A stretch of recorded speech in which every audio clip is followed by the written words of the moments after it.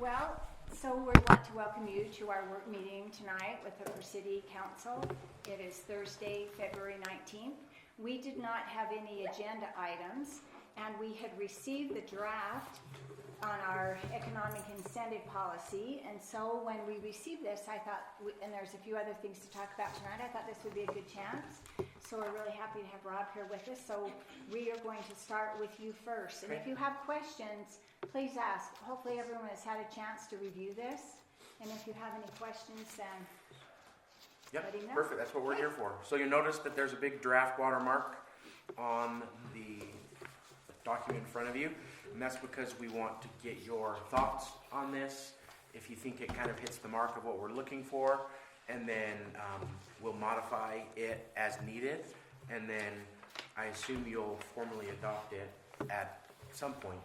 But, so, I don't know, has anyone had a chance to go over it, or do you think it'd be helpful to just go through each section and talk about it? Both. Okay, Yeah. Let's do it.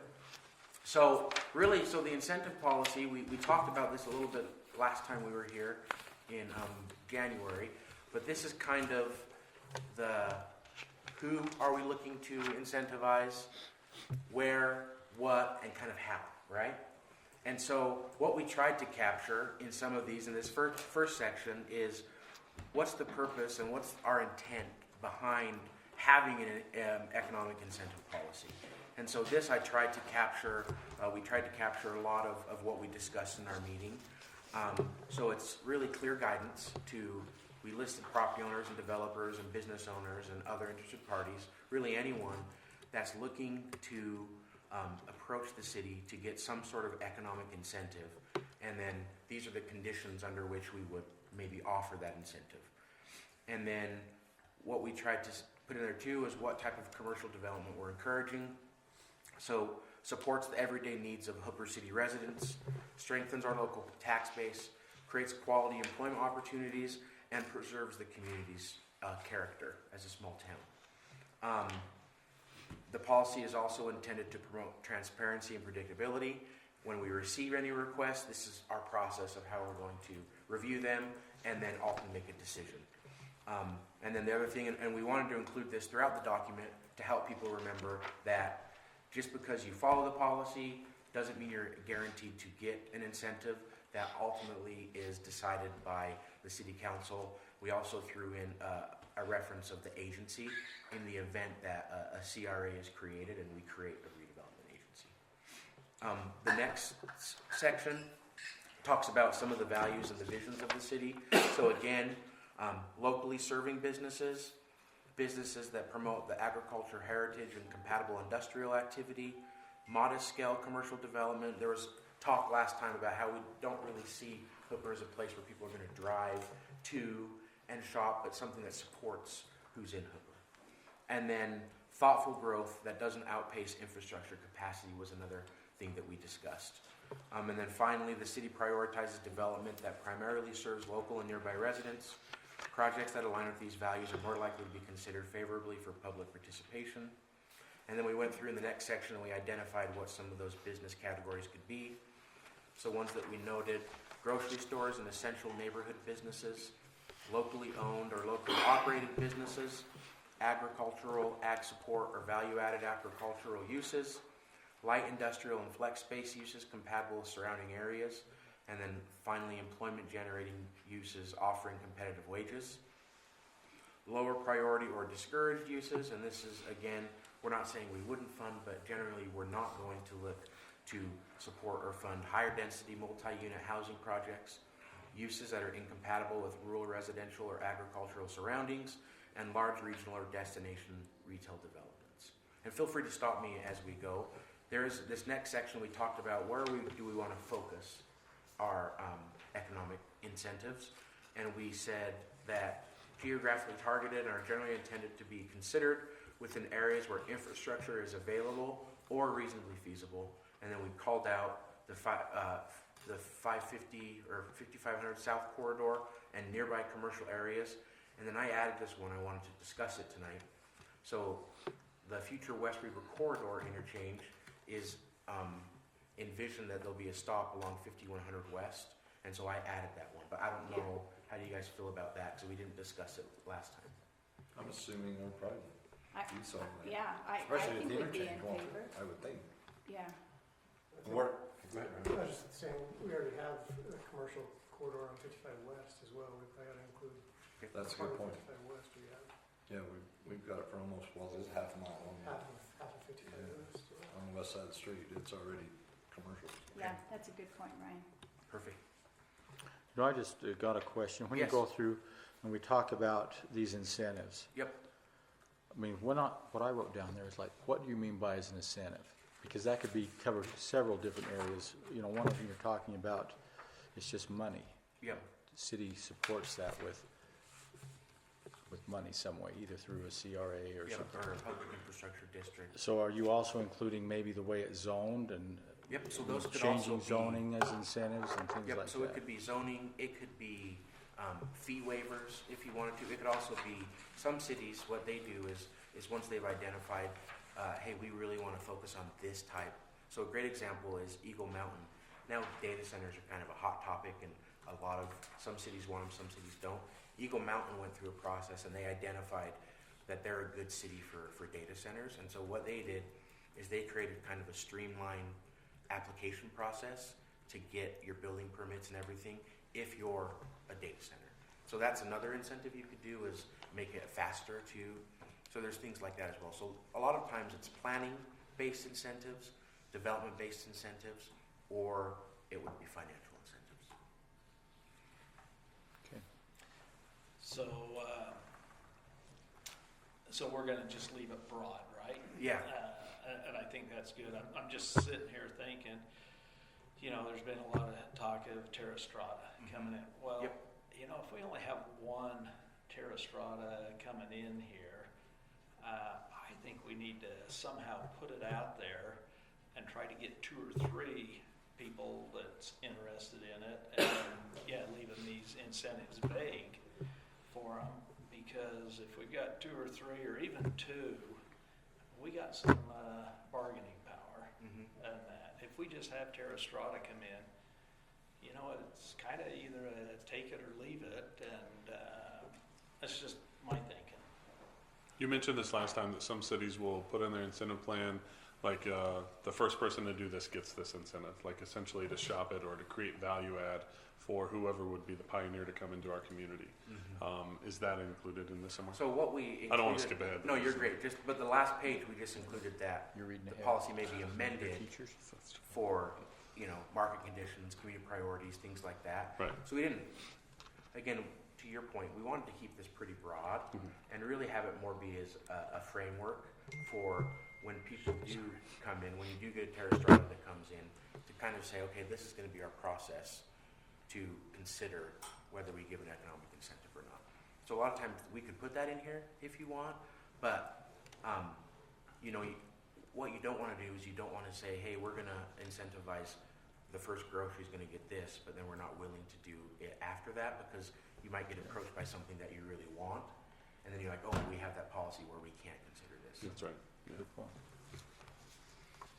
Then we wanted to include that we really want to tie these incentives that we offer to a need, and so there needs to be some sort of infrastructure or public benefit consideration for us to do this. So that just says incentives may be considered when projects contribute to or require public infrastructure that benefits not only the project but the broader community. So that could be sewer and water extensions and upgrades, road and access improvements, stormwater facilities, public spaces or parks serving commercial areas.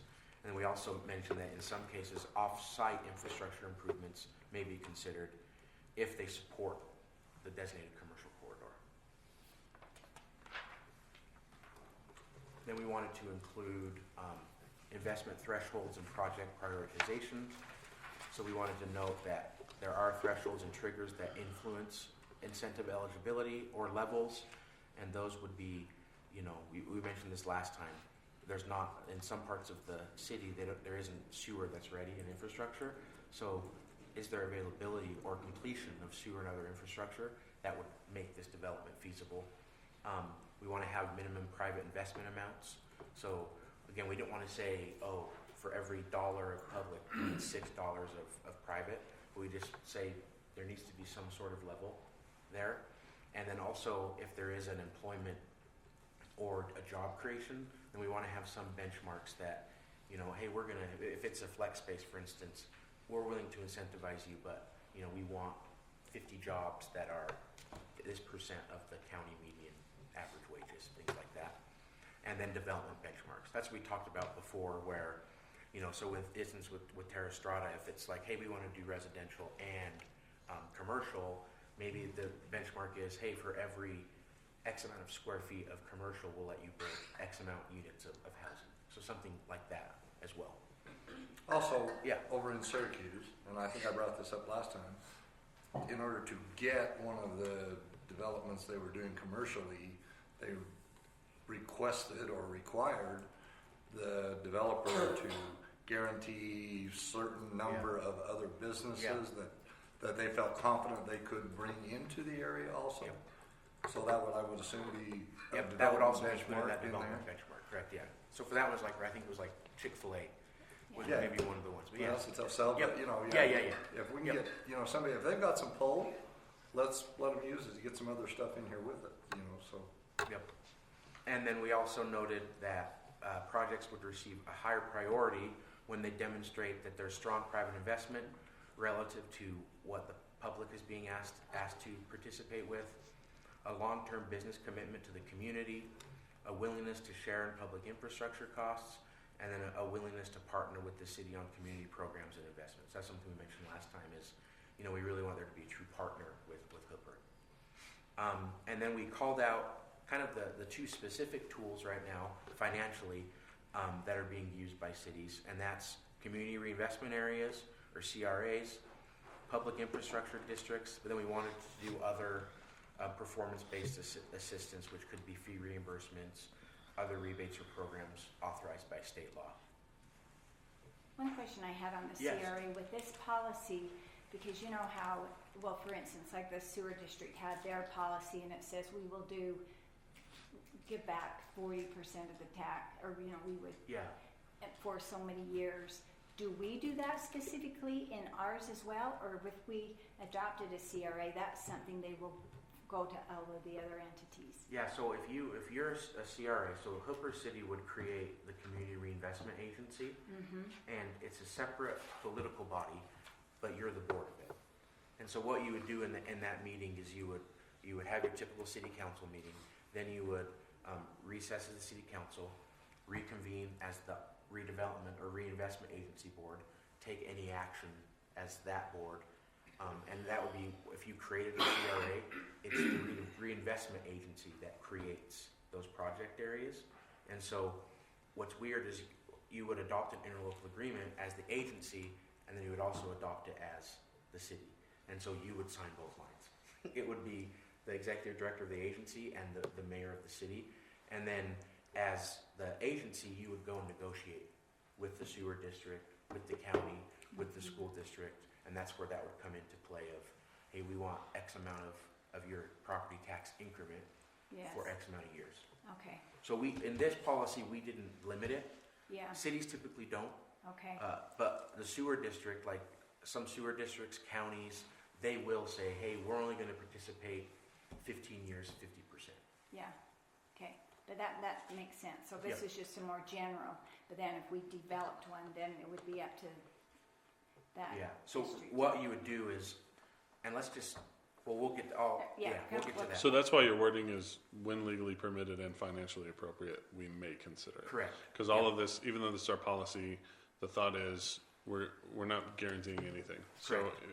anything that comes before us, we may consider these things, but we're not promising it, and it's Yep. just an available tool that we may use. Exactly. Yep. And then this is the process that we're going to go through Right. if we are going to do that. Correct. And again, we added that right here in this section too, that this policy does not obligate the city to approve the use of any incentive tool. The next page, this goes into performance requirements and accountability. So ultimately, whether it be, not necessarily through a PID's a little different, but with a CRA, a lot of these you'll have participation agreements. And that's where you kind of say, hey, we'll give you X amount of the tax increment, but then you need to do these things in order to qualify for it. And so we said every participation agreement will have clearly defined performance standards, a post-performance reimbursement structure. So what that's saying is we're not going to give you any money up front. You have to build what you say you're going to build, and then you'll get a reimbursement. So it's post-performance, which makes it less risky for the city. And that's what we always say, it should be post-performance. Some clawback or repayment provisions for non-performance. Now, didn't you say last time that putting a clawback in can be prohibitive to some? Could be, yep. Because some financial institutions won't fund if there's a clawback provision? Yep, and that's why, again, it's negotiated, right? Right. We want to have it if we can, and sometimes it could be, hey, you're not gonna receive any more money if you don't meet this. Yeah. Or some of them will be okay with that provision, right? And if it's post-performance, it's a little easier Sure. to swallow because if they haven't met it, then they're not gonna get any generation off of it. Yeah, that's fair. And then also, we want to have a lot of them have ongoing reporting requirements. So you'll have some, for instance, in Sandy, there's the Shields, and they have an incentive agreement where they have to hit a certain amount of sales tax every year. And if they don't get that reimbursement. And so each year, they're required to submit, hey, this is what our sales were. And they're also required to have 100 full-time employees every year. So same thing, this is our employee that we've had for this year. So And you said that could even work with the wage agreements, right? Correct, yep. So essentially part of the performance could be, we want you to hire a percentage of local people, or the percentage of people are making this much locally, or whatever that Yep. is. Yep. Yep, exactly. How can you do that though? How can you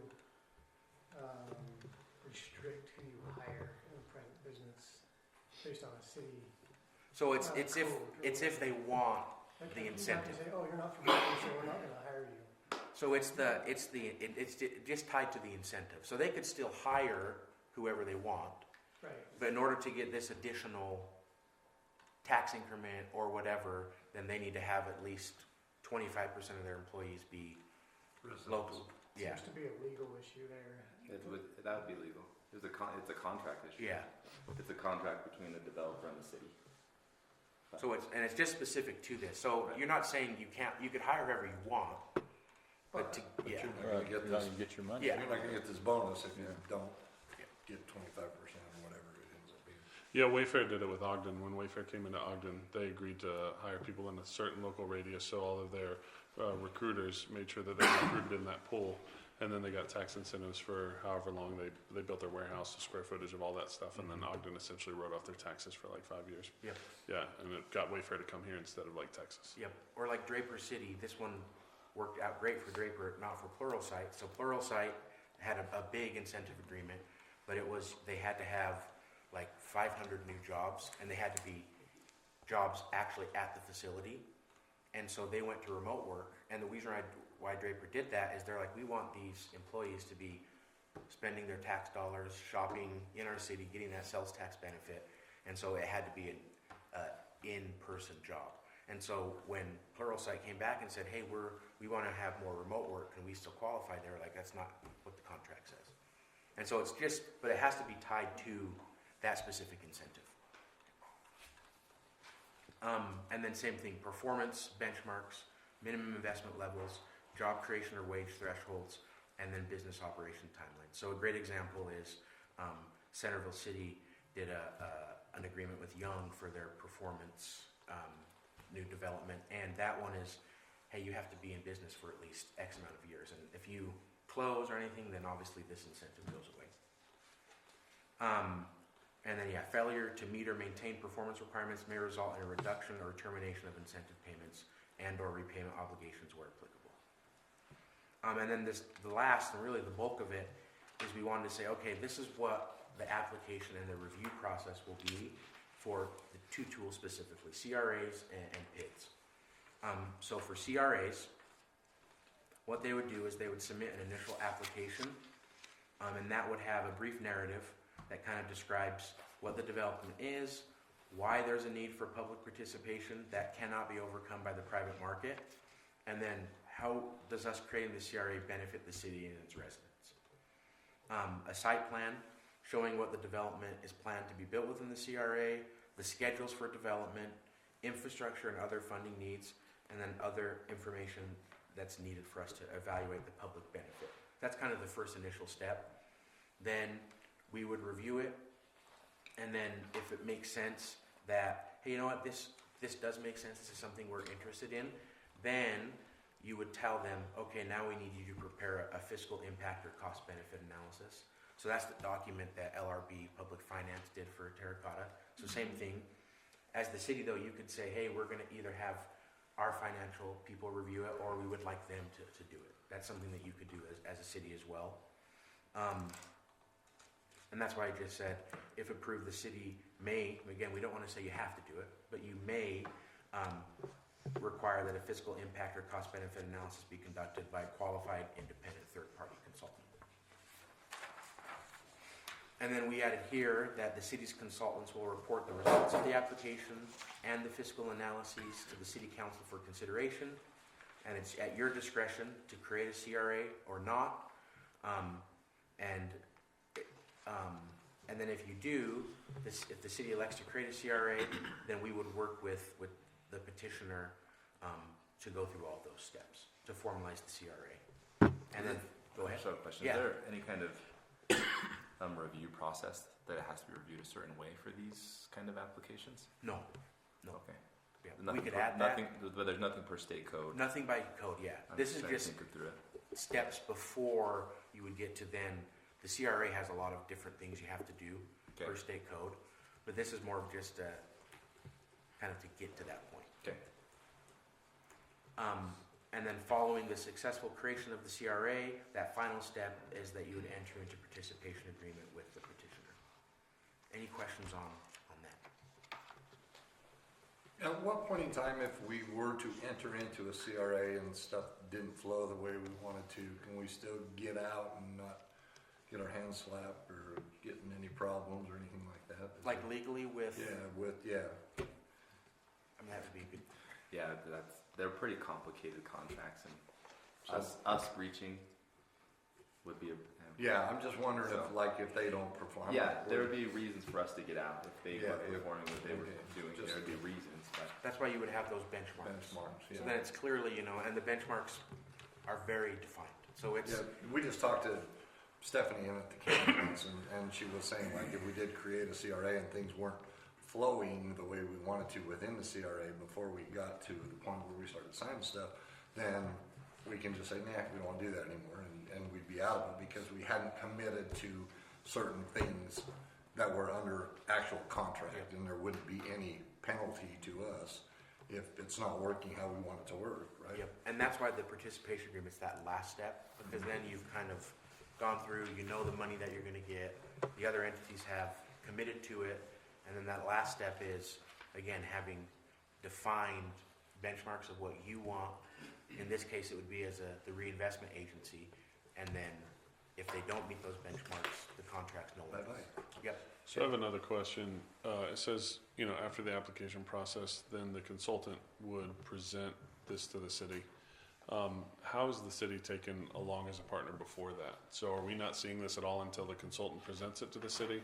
I mean, are we being made aware somebody's sniffing around and interested? Yeah. There are people that are, because it says that really the only trigger I read this is the city council gets kind of brought up to date on this is after all those other steps have happened.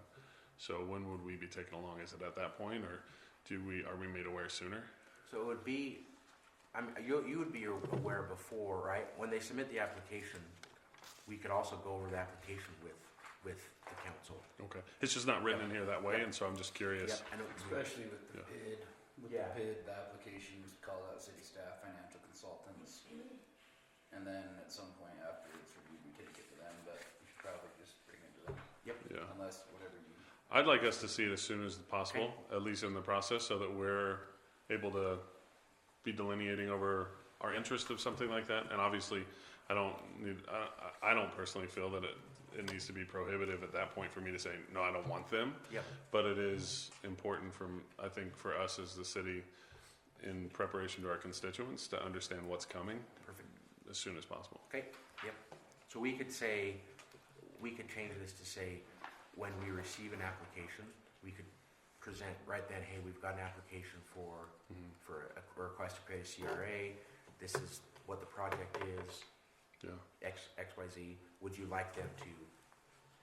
And that could even be brought, I mean, I don't know how y'all feel, I don't want to speak on behalf of anybody else, but that could even be brought, in my opinion, to a work meeting or something. It doesn't necessarily have to be an agenda item we're making a decision on, but it could be something that we can have for discussion. And then after they've proceeded, because you're not going to be able to answer all the questions Yep. anyway, Yep. but just making us at least aware. I don't know, do any of y'all, how do you feel about that? I'd like to know as we go how we're coming. Well, and if we're the ones that are going to be having this community reinvestment area anyway, that, because like you said, it would be in a city council meeting, and then we adjourn that and go, and then it's us that are in that other, we're going to have to know about it all the way along to make an informed decision That's right. of whether we even want to do it or not. Ryan, what did you say? So what I- Something unrelated, but I feel like over the last year or so, we've been given all this information from subject experts on CRAs and PIDs, and from Tina Cannon to county people to local people, I mean, you name it. We've been, here's all our opinions on CRAs and PIDs. And I feel like that's just what it is opinions. You know, I mean, from the state auditor, she said, use caution. Yep. You know, be careful with this because it's a fairly new tool, and some cities it's not working out so well. You know, and then you get to the county level, and it's kind of half and half, working out with some and not so much with others. I feel like we need as many subject experts as possible when we're diving into something like this, and not to just go it on our own. Yep. Or be told by a developer, this is how you're gonna do it. Yep. Or et cetera, et cetera, et cetera. So some kind of language that says, hey, we're gonna use this subject expert to help us and guide us through this process, rather than just go on our own, you know what I mean? And have an example. And that's why we Point us have to an problems. example of what they're teaching us. Like you can go see this in Syracuse City, or go, actually point us to an example of where Show it us our actually work, works. basically. Show us Sure, success what we're- stories. Yeah. I like To that. convince us that Yep. this is the right. And thing I to do. think that's the intent of the contract that we have. We have an hourly contract as well that Cody and I could help guide you through that process. Yeah. So and just from our standpoint, so I've created about 50 CRAs for cities all over the state. And what's been your, And so what's been your success or not success? with them, stories? so they're all successful. All of them? Yes. 100%. And if not, then to what you said, you don't make it to that point, right? And there's different levels of success. But for the most part, those that once you've created them, and again, they're post-performance, right? So, but I would say maybe 90%. It just depends on, the circumstances and stuff. But for the most part, once you've created that CRA, market conditions can affect it. So Roy created one for the 1900, along 1900, that was going to be an apartment and other things. And they created it now 2 years ago, and there hasn't been any movement on it. But then the developer today just said, hey, looks like the market's correcting, and so we want to re-engage with the city. So they could be delayed in performance, but a lot of them, once you get to that point there. Why would the city not want to require a fiscal impact or cost benefit analysis? Is I there- think you always would. Yeah. We just, again, wanted to put that May in there. But yeah, I would always suggest that you do that. So back to Ryan's question, that was actually one of my biggest fears of getting on this council was how do we not make a huge mistake? But if I understood it right, you guys are the ones that are preventing us from making the dumb mistakes. Is that right? That Yeah. you provide us all this information and just kind of guide us through it? Is that So we're in your corner. Yep. So we work for you. You pay us. We represent you. So Cody, he's a financial advisor. So he also, his goal is to look out for your financial needs. And so any advice that we give you, it's with your best interest in mind. And then and I know this all comes with a cost for you to do this, but if I understood it right, you guys pass that on to the developer. Yep. So we put that in this policy as well. Yep. Okay. Yeah. So they're paying for it. Yeah. Yep. And back to what Ryan said, though, I want to make sure I understand. Yeah. Because you said you had 100% success, but that was after they got to the contract point, basically. Yeah, once you've entered that Okay. participation agreement. There And was again, some fell apart, obviously. Yeah. Everyone that was presented didn't and go so for it. if they do fall apart, right, you have those things in place where you're not on the hook for anything. Yeah, that's. I Yeah, think so what you Ryan- draft that agreement where it's all post-performance, and so if they don't build it, or it doesn't happen, we as a city are on the hook for anything.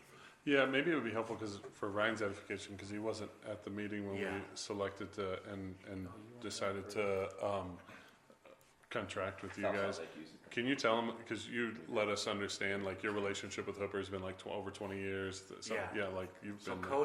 Cody, and he can't be here tonight, he apologized, he's worked with the city on, I wanna say it's been for like impact fees and different things for over 20 years. You dealt with them before for a while. I don't remember. Yeah, and then I presented a few years ago on CRAs and helping the city understand what a CRA is. I help right now Roy, I help Pleasant View, South Salt Lake, a lot of different cities all over the state. I'm the Deputy Director of Economic Development at Sandy City as well, so a lot of city experience. I was Davis County's Economic Development Director for a brief period of time. So I think we have a lot of the qualifications to help Hooper make a great decision, and a decision that's, Seems like Tina said there was a lot of talk on the Hill with the legislature, even pending legislation this session. yeah, What have you heard as far as that goes? yeah, so TIF. Is this process changing on the legislature side, or what's So from a CRA perspective, so I'm the president of the Utah Redevelopment Association, which is all of the CRAs and the redevelopment agencies all over Utah. So I've been really involved with the legislature this year, more so than I would have liked to have been. And TIF is and PIDs are being really looked at hard this year. And so with the CRA, the big thing that will be different is that now after we go through all this process, we have to submit all of the data and the but-for analysis is what they call it, so the rationale for creating it, it's a new entity, it's going to be called STATS is the acronym for it, but it's a state level entity that will review our but-for, review everything and just make sure, hey, this money is needed and give us kind of the final okay to trigger tax increment. But the process is remaining the same. A lot of the changes, honestly, were the state created a lot of tax increment entities, so MIDA, the Inland Port, and they didn't really give them a lot of the same rules that we've had to live by for decades now. And so a lot of the changes are just making sure that those entities also have to report and have a little more transparency. And then PIDs, I'm not, Cody's more of the PID expert than I am, honestly. And there are some discussions happening. PIDs are also now going to be required to do the same reporting and things like that. But yeah, as changes happen, and that's something that we put in this policy, as state statute changes, then we'll modify our policy to match that state statute.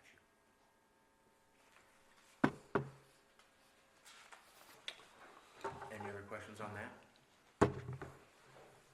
So then, for the PID one, we looked at existing PID policies. So Weber County has one in place that a lot of people have used to formulate theirs.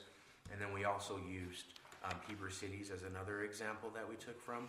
So what's important to know about PIDs is, as a city, you have say until they get created. And then really once they're created, the ultimate thing is you as a city will help structure and create what's known as a governing document. And that governing document is what kind of governs it. It lists what the mill rate could be in a PID. It lists what projects that could go for. It lists how long board members would serve for. It lists what disclosing is required. And then once that governing document is in place and the PID has been formally created, that's kind of the last step that you have as a city. Then the PID is kind of now that governing body that oversees the PID. And so the steps that we've put in place for here are to make sure that we have a lot of data and a lot of the needed information to help us know, okay, is this something that we want to create? And what do we want to have in our governing document? So the first step would be they would submit a petition and a letter of intent, and they would submit it to the city office. And then what we would want is that petition will contain evidence and consent to the creation of a PID. So that's something else, is 100% of the property owners have to agree to be in a PID before it can be created. So we would want to have evidence that they've done that. And then the petition and the letter will include a description of the PID, what's its size, where it's located, give us the history and what you're proposing on developing, described what the development will be within the boundaries of the PID, densities, land uses, phasing, a summary of what's the needed infrastructure that you, why you're needing to create the PID, kind of what they're anticipating be the maximum mill levy, a sample plan of finance depicting what the possible sources and uses of funds would be for the district, and then a summary review of the difference between the development that would be in place if a PID is created, and then what would happen if we elected not to create a PID.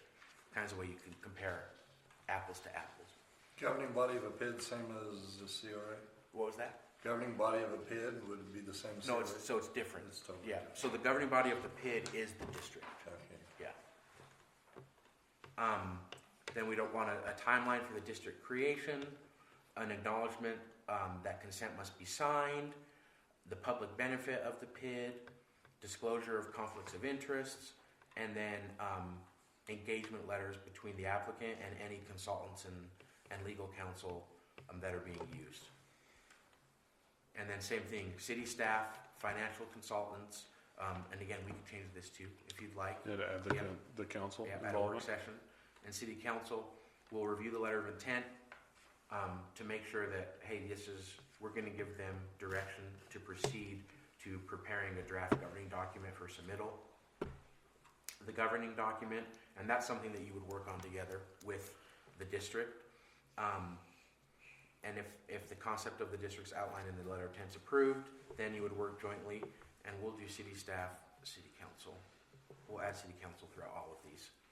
We'll work jointly with the applicant to submit a governing document to you, and then you would take action on that governing document through your standard city and statutory processes.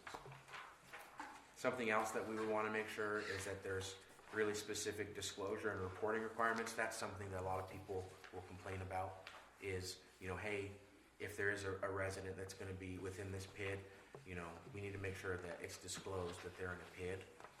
And so in this one, we anticipate specific language that they would have to put in their disclosure for a new homeowner that kind of says, hey, you're in a PID, this is what your impact's going to be, and that disclosure would be on a separate colored page of the closing release documents and shall require a signature that they acknowledge what they're signing. And then the last thing for that is we want to include annual reporting for them. And so we say that following their creation, at least annually, they'll come to the city council and you'll have a file that will be publicly available that will include the budget for the PID, their financial report and audit, the total debt information, who's on the board, what are your rules and regulations, what are your current agreements, just all the data that we would need to make sure that they're following that governing document. And like Tina said, this is a newer tool, right? It's only been in place for a few years. And so that's what's good is if a PID is considered, we might want to change this as we get future PID applicants. And then the other thing that we include there is, hey, application and processing fees, legal review, fiscal impact, all of these studies are paid by the developer or the petitioner. And again, we added that little sentence that even though you pay them, it doesn't guarantee that we're going to approve any incentive request. And then we also, even though we have it throughout the document, we have a separate section that just says that the ultimate decision rests solely with the city council or for a CRA, the agency board. And the city's under no obligation to approve any proposal, provide any economic incentive, and each request will be evaluated individually based on the public benefit, fiscal responsibility, infrastructure capacity, and consistency with community goals and this policy. And then the last thing is just to say that in the event that our infrastructure capacity changes, market conditions change, community priorities change, or state law changes, that we can amend this policy. How do you feel about the and or with the CRA? So at first I had like a response to it when I read it, but then I read it again and I understood the reason why it's in there is because the city council is the CRA. Yeah. We're just wearing a different hat. Yeah. And so that's why you say and or. Yeah. But you want me to switch it to just say or? So let's see, Russ, with the Hooper City Council or the applicable agency board. So we are the board, right? Yeah, well, but it's a separate, so this, you are the board, but you're not, it's a separate hat. Because if you said and, it would require the council to approve, Yeah. put a hat So on, there's approve. a step with the CRA where the plan's adopted by the RDA board, and then the city council has to adopt an ordinance that basically says we approve this plan. And so the council and the board are involved in creating a CRA. Yeah. Yeah, but Yeah. on this statement itself that says that it would be approved by the city council and or. Yeah. So that, why was I guess what we're asking is why does it say and or? So to me, or takes out the city council. Yeah. This or means Yep. just the board is Yep. responsible. And the only thing that made me comfortable with it is thinking that we are the board. Yeah. Yeah, So it's almost redundant, isn't it? Yeah. So let's just switch it to and. Okay. Yeah. Yeah. so it's saying like David and or Craig. Yeah, David it's and the or same David. person. Yeah. Yeah. So Literally, we'll I just- picture us like when we recess, like leaning over, and we all get CRA hats, Yeah, and we put them on, yeah, and we're now yeah, in yeah. the same seats. And that's even more of Yeah. a step than it usually Yeah, is. Can we right. do that? Can we Yeah. get hats? Yeah. So So yeah, really, we'll the change way- that to read And with Hooper City Council and the applicable agency board if the CRA is involved. okay. And so also take time, read it, let us know if you have any comments, and then we'll add those and then come back at a later date and Get it on the agenda. put it on Yeah. the agenda Yeah, when you feel comfortable with it. How early in an application process do you generally see this? So you would give them this, like when they called you and said, hey, you know, we want to develop, there's some hurdles, you know, this is our economic incentive policy, review it, let us know if you have any questions, and yeah, so right away I would give it to you. Last question, how does this, if at all, interact with our general plan? Like, is this fluid with the general plan? Does it override the general plan? Does the general plan have precedence over this? So the policy itself, I wouldn't say interacts, but the tools do. So like a CRA, to create a CRA, it has to follow your general plan. Okay. Like there's specific language in creating a project area that references the general plan.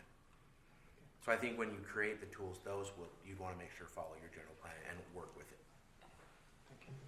So if we agree to the policy, next step would also be creating a tool policy, like on what the tool would look like, or would every time we interacted with one of these tools, like a PID or a CRA, it would stand alone and we'd create it for this case use.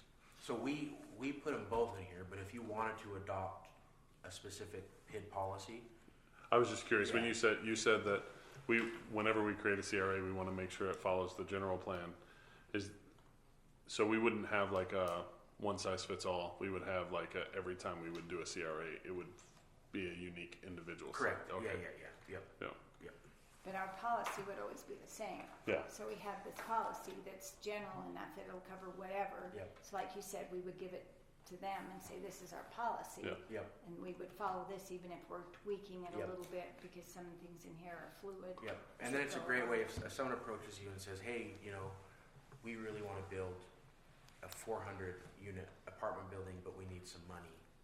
Then you could say, hey, we have a policy in place where we don't incentivize those types of developments. Yeah.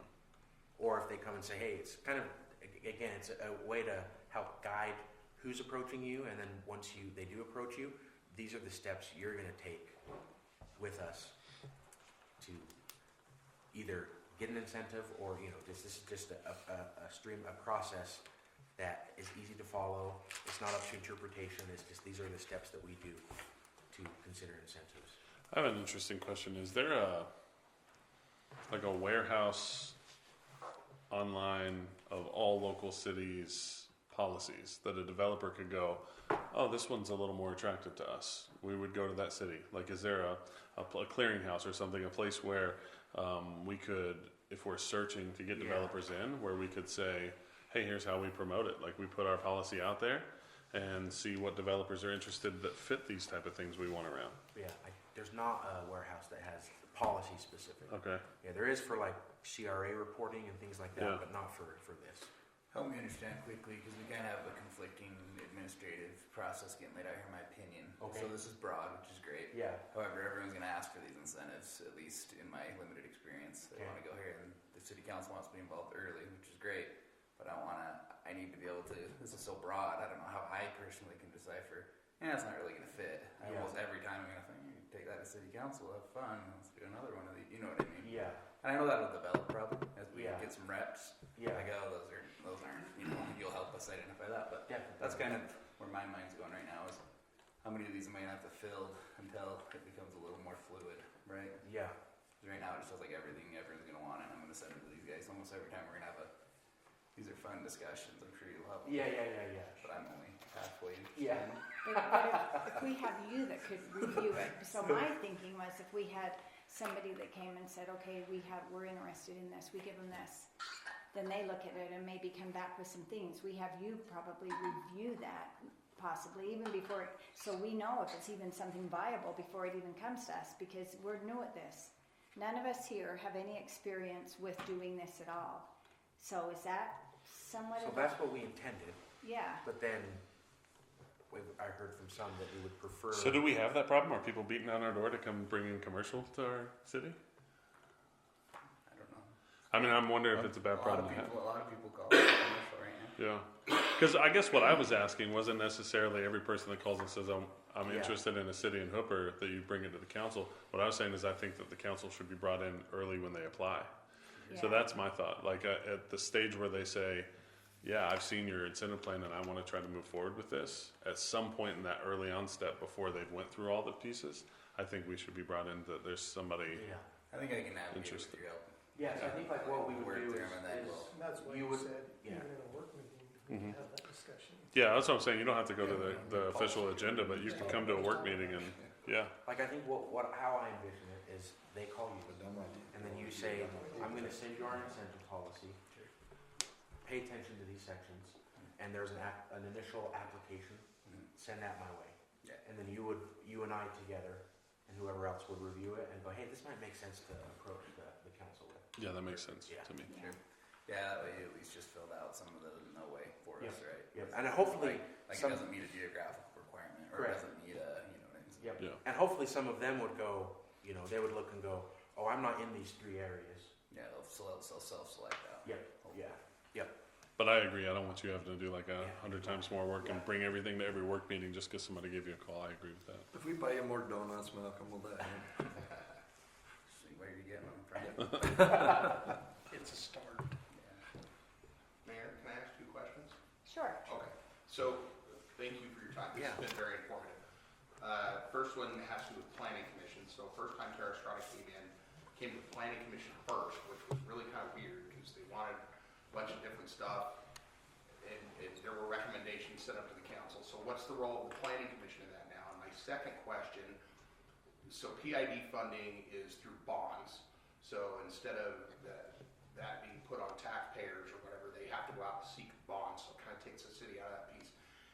Is there a better fit for a PID than a CRA in certain circumstances? Does one fit better than the other? Where do you see that more commonly used? Yeah. So the first question, I think the planning commission is involved more in the initial development review, right? So approving, hey, this is, we're going to allow commercial use, we're going to allow this to be zoned, right? That's typically where you would be involved with a CRA.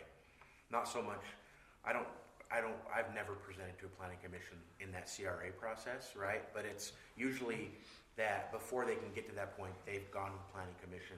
You guys have given, So pending, okay, so if somebody applied to the planning commission, hey, pending review by the city council, these would be okay. So the planning commission would be involved in it before or after they? typically it would be like we would not create a CRA until they had approval from the planning commission to build what they want to build. Does that make? Yeah, because like in the case of Terra Strata, they wanted like massive zoning changes. Yeah. And I just wonder what the function is of that, where, hey, the city's on board, we're ready to go, see how we're So lined up. yeah. And then it comes for the It would- planning commission, like, okay, what do we do with this? It would still have to go through the same legislative process. Correct. Okay. We have to. We have to go through, yeah, and you would never create a CRA that the planning commission hasn't approved of the zoning for that, Okay. those uses. The contract would be with the city, but still all the legislative process would have to go through Yeah. any kind of change of So zoning. that's what should happen with planning commission, it's just zoning, they're just saying Yeah. what they want, does it fill? Sure. Any recommendations as far as CRA, it's not a planning commission Yeah. function, Yeah. that is Yeah, a legislative. that's what I was And that's hoping what to hear. got a That's a little- city, yeah. That's what So I'm- your involvement would still just be with zoning, Yeah, Yeah, yeah. perfect. Yep. yeah. And then the last question, with a PID, so one thing is, so they charge a property tax, Right. right? Or they could also do a fee as well, but it's just for what's in that PID Sure. boundary. And so, there isn't as much city involvement and impact, right? Like but what I would say, is a lot of the times you would do a PID if there's a lot of infrastructure need. Yeah. And so I know Weber County, that's what Stephanie always will talk about is, hey, if there's a lot of infrastructure, then it might make sense to go the PID route instead of a CRA route. So like a CRA route could be, so for example, again, helping Pleasant View, the Rise Bakery is looking to do a big expansion. And so they're gonna have a lot of personal property, machines that they need to build. Sure. They're doing things more energy efficiently. They're doing things with the parking lot. They're doing things that aren't necessarily public infrastructure. Right. So you wouldn't create a PID there because they don't have any qualifying expenses. Okay, that makes sense. Yep. And a lot of times it could be at a city level, hey, do we want to do a CRA? Do we want to do a PID? The difficult thing with CRAs is it requires us as an agency going to every taxing entity Yeah. and saying, hey, give us a piece of your property tax increment. Sure. But the benefit too is it's not a tax increase, right? Yeah. Yeah. Like you're negotiating future taxes that don't exist. But typically it's what's the infrastructure need. All of these tools, it's that first step of tell us why you need our help. Yeah. And then as a city, as staff, as consultants, we say, okay, what tool makes the most sense here? And that's part of the but-for argument, right? Correct, yep. But PIDs require 100% Property participation. owner buy-in. So you don't see a lot of PIDs where in an existing place that has 100 properties. It's usually, one property owner goes out and Yeah. they have all the land, and so that's usually who would create a PID. Well, now, yeah, I guess that would be my question. So if the one developer owns all that ground, but we're gonna subdivide that into 50 lots. Yep. That's gonna get passed on to those 50 new homeowners. So at the time of creation, it's just and that's the issue, right? That's why you want to have those disclosure Yeah. requirements in place. Okay. Which is that separate color document you were talking Correct, about? yeah. So then they know, they're not getting tricked in. It's like, hey, you're in a PID. Yeah. This is what it means to you. Sure. And Like being an typically, HOA almost. yeah, and typically to create a PID, right, you want to say, hey, these future 50 property owners, what's the benefit for them Yeah. of being in a PID? Because it's just of, hey, there's infrastructure, it's not there, it's hard, but maybe they have some trails, maybe they have a park. There's some things Yeah. that they could go, oh, this makes sense why I'm having to pay, $200 more than my neighbor across the street. Thank you. Yep. Okay, any other questions? So how long, council, do you want to review this before we bring it to be on a city council for vote? If we give you a week, does that give you enough time? Do you need 2 weeks? I don't want this just to get put somewhere and then we forget about it.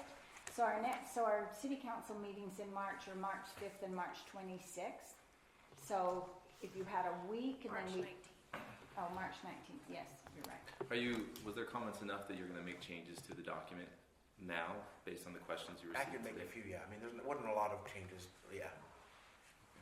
So, depending on what you guys want, if you wanna get Yeah. a new copy and then, or make the comments and then get back to them. Sounds like there's some changes that need to be made. I could get you these, I could do it over the weekend. So I could give you these changes by Monday, Tuesday. That give us a couple of weeks to look over. When's the next meeting? Fifth? So we have March 5th would be our Your next one, and then the 19th. I'll do Because that. I've read over this thing 3 times now. March 5th is enough time for me. Yeah, But I'll That's just I'll me. redline it. But if you, Yeah, I'll redline it. if you'll do that, then I For can sure. go back and it just saved me Yep. having to. Definitely. I just want to read this thing 7 times. It's true. Can I get that audiobook form? I'm okay with March 5th. I don't know how you I guys am. feel. Yeah. I think I Yeah. can deal with that too, because there's not going to be that many Okay. changes. Is that enough time for you guys? Y'all? So I would say, the one good thing about, well, by March 5th we can know, but the one thing about maybe wait until March 19th is if there is any drastic changes in the legislative That's a good session, point. it'll be No, wrapped that's up a by good then. point. So See, the this is 19th might make more so sense. this is why we like you as a consultant. That's a great idea. That is a good That's idea. what It's a good call out. I like that. Okay. Because we all know they're going to be real intelligent. and do Thank you for being a professional subject matter expert. And it'll all make sense too, Yeah, yeah. they'll pass 400 bills in 3 days, like, I'm sure they're all headed. That's a great comment, Okay. yes. I think let's put it off till the, so March Okay, 19th. plan on March 19th. Okay, yeah. that sounds good. Okay, any other questions that you have for Rob? And I think too, if you wanted to do this, so there's some other cities that have had a draft policy. So South Salt Lake's one where they created an HTRZ and they had a draft policy. And if they were approached like, hey, this hasn't been adopted yet, but just so you have an idea, this Yeah, might be some things to think about. If, you got approached between now and March 19th, but you yeah, don't have to do that. okay. Anything else for Rob? It's not your first rodeo, is it? I've had a few of them, yeah. Malcolm, how do you feel about this? How do you feel? Do you feel like this adds a layer that helps you streamline some things? Yeah, it'll be good. Is it beneficial though? I mean, I don't want to just create stuff for the sake of creating it either. Is it valuable? I think it's valuable. Yep. I think we will have a pretty serious one. I think Terra Strata will already have made an application prior to the 19th. So, can we use this as a draft? Did you say? For sure, yeah. I mean, So you make those changes and get it back to us Yeah, I'll over make the the changes, weekend, yeah. and then we can Yeah. still review it and, Yeah. Anyway. okay, anything else for Rob? Okay, well, thank you. Thanks so much. We appreciate Yep. you coming. Thanks, yeah, Rob. We'll see you in a few weeks. Okay, that sounds great. Good luck with legislature. So we'll just Thanks. plan on you, if you, because we will have this as a motion on our 19th meeting, that would be at 7 o'clock. Yep. So if you wanted to come, and then if the council had any questions prior to us motioning Okay. on that, so, Perfect. Okay. Okay. And it'll be me or Cody. okay, One of us. either one. We're Okay, happy to have perfect. either Thanks so one. much. Okay, Have a thank great you. night. Okay, so the next thing on our agenda then, Darren is going to do a, Okay, oh, See- okay, it's gonna be quick. okay. It's gonna be quick and it's gonna be simple. Yeah. All right. Quick and simple. You guys are all experts now. The new 3 experts. We got some experts in the house on closed door meetings. So I'm gonna a couple public meeting issues, but then closed door. I deal with closed door all the time. I deal with an agency in South Salt Lake that we do closed door meetings every single meeting. It's an interesting time. Is there any issue that the agenda says that we're going to be discussing open? It is the Open and Public Meetings Act. Okay, Yeah, So that's part of the closed door meeting. fair. Just wonder. Sorry. So, good. Hey, that is a great question. So let's go. What's going on? Did I do something with the pen? No, I don't think so. Hold on. Malcolm made me use his computer. How about now? Let's try it. Oh, there you go. Okay. You have a laser on there too. All right. Probably won't show on this. Public meetings need to be open to the public. All right. Just based on what they're called, they need to be open, and they can be closed. Now, this is a lot of statute comes in here, a lot of code. So right here, it is a lot, okay? But it's important because this is how closed door meetings need to happen.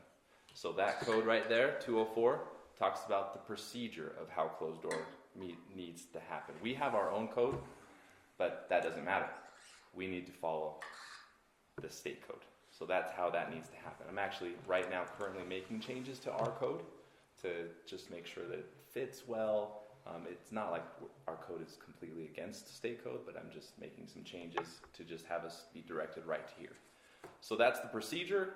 And then 205 talks about when we can have them. We can only have closed meetings for certain reasons. Can you go back to that? Yeah, go ahead. Can I ask a question? Absolutely. Part A, You gonna pretend you can read that from there? A. Ryan? A3. So are you gonna get us a copy of A3. this? 2/3. Can you define, Yep. we've had this discussion a million times. Yeah. Yeah. Can So you define what the two- 2/3 means under state course. statute? exactly. 2/3 only applies to this code.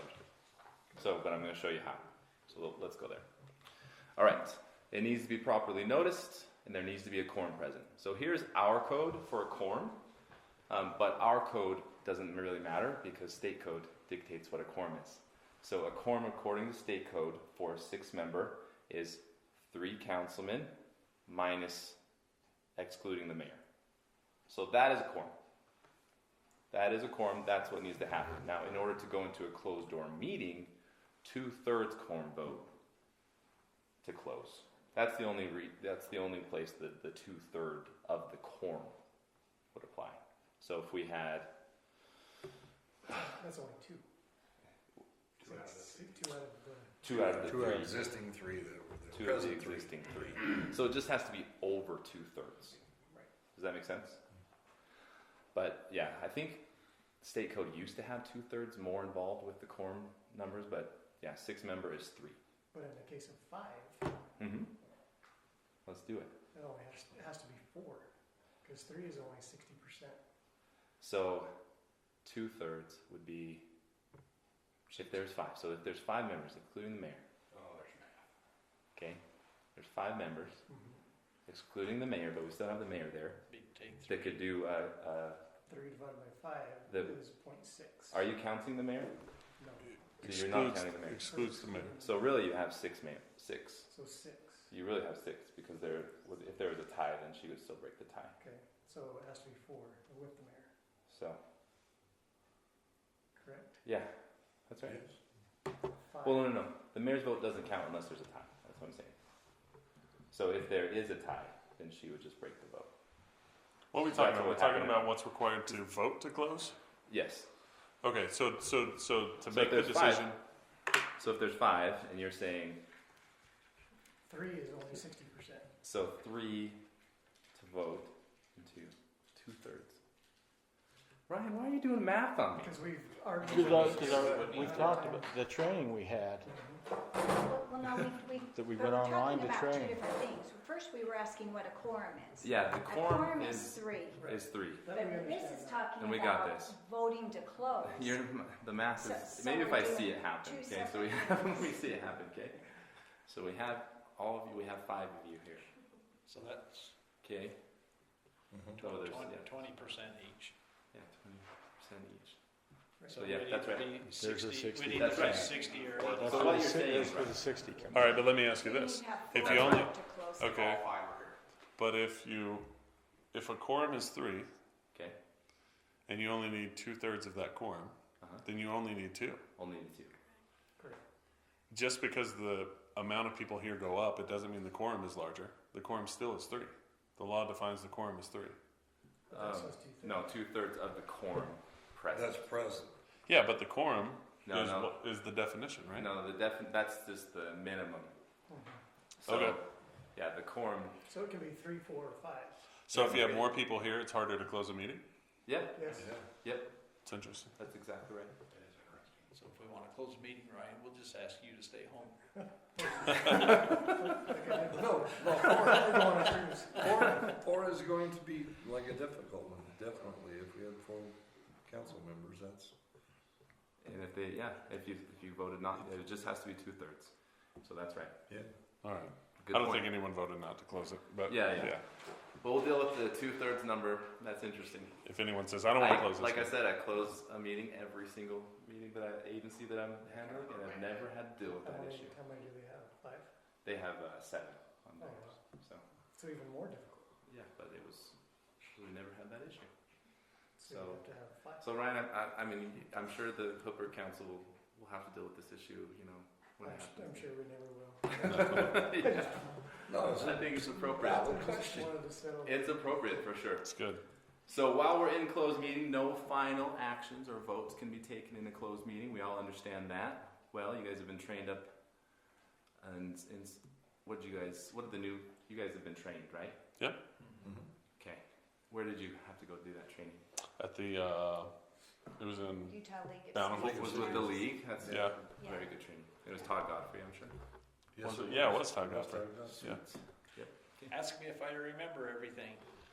You don't. You just, okay, Okay. that's all right. That's all right. That's why I'm here. And that's another point. I'm here. If you guys want to close a meeting, you can come talk to me. Talk to me if it's appropriate. Talk to me if it's a reason why we can close a meeting. That's why I'm here. So, That's one thing Reach Todd out to told me. us, okay? Don't argue with you. okay, so let's go to 205 now. There's only certain reasons. The reason I have this circled is because this is what I deal with in the other agency in South Salt Lake a lot. But this obviously is a reason why we can close. One that's going to be common for you is the sale and purchase of property. Imminent litigation would be a reason why we would close. And so there's only certain reasons why. Okay, we can't close them for everything, and it has to be on that list. It's a closed list on 205. So I don't have it memorized, but you can reach out to me if you feel like it fits that list. So we're in closed meeting. What about discussing the next meeting, or the prior meeting, or current things that are going on? What do you guys think about that? No, you can't. No. We Can't can't. Can't We can't. deviate. A lot of things are related in the world, and especially in what you're dealing with, it's all kind of spins. But we can't. We have to stay very focused on that list, on the exact item that's on that list. So let's talk about why there's criminal charges. You guys could get misdemeanors individually. You could be charged with this crime. And you represent us. Unfortunately, we would have to conflict that out, and you would Do you probably- handcuff for misdemeanor? I'd have to take a lot of notes to be up to speed. Unfortunately, yeah, we'd have to conflict this out. Civil penalties, and a lot of the times, though, when I'm trying to stop you, when you're talking about things that have been talked about in the closed meeting, I really am saving you from personal liability. I would say, council member, we can't talk about that because you would be liable for the city to sue you, or liable for a crime, depending on what happened. So it really is personally, and I'll get to that. We'll talk about that here. The last person at our closed meeting that broke that. I'm just kidding. So this is part of the agency that I cover in South Salt Lake. So under grandma, Hold on real quick. go ahead. That was, you go back one more? Yeah. That's if you discuss items from a closed door meeting. Not technically. Arguably, yes. So arguably, it is a crime. This is if you break these other things. So let's go back. If you're doing a closed meeting that's not on that list, if you're discussing things in a closed meeting that should not be discussed in a closed meeting, if you're making decisions in a closed meeting, those are crimes. That's a misdemeanor. And arguably, discussing things outside of a closed meeting, arguably, is part of that crime. But I'll tell you that everything that we discuss should be held in confidence, and that's where the city would help hold you liable. So if one of the council members breached that and went and told everybody what we discussed, the city could sue you. Can I So ask- you could be found liable. Go ahead. Isn't it true that the council can choose to disclose the contents of a closed door meeting? Like we could vote to open it and make it public and release the recordings and, If the council decided that, yes. yeah. So So, it'd I be mean, the council's decision. Simple majority? I'd have to look at that. I'd have to do some.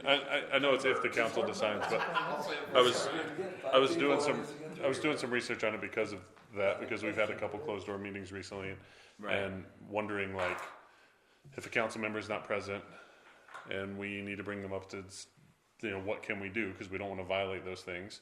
And so the only things that I found were like we could either enter another closed door meeting and have a discussion. We couldn't say this is what we discussed last time, but we could have a discussion and bring them up to speed. And then we could also vote to open a meeting, right? If he wants, because we have it recorded, right? We can show somebody that's not there, a member of the council. Okay. If they're a member of the council, Yeah. it's the city's property. That's what I thought. So that's why I thought it was So- governed in that way, that the city, so like if a council member wasn't present for a closed door meeting, but that information might be valuable to make a decision. Let me do some research on that, but I've had that question before. Yeah. Let me just kind of get back into my brain of Yeah. doing that research. Okay. But potentially we could just Listen to the recording. listen to the If you're recording absent. if you're absent. I mean, that person would not be able to discuss it. So, If they talk to themselves, is that? yeah. Okay, let me do some research on that. Okay. Yeah. Good. And this includes your spouse, right? Because I looked that up. Right. You cannot disclose the contents of a closed door This meeting to your is- spouse. No, Yeah. this is closed door meeting. It's I told my And wife, you hey, have I to- gotta tell you, I can't talk about And I stuff. think there's reasons why it's not specifically included in that crime.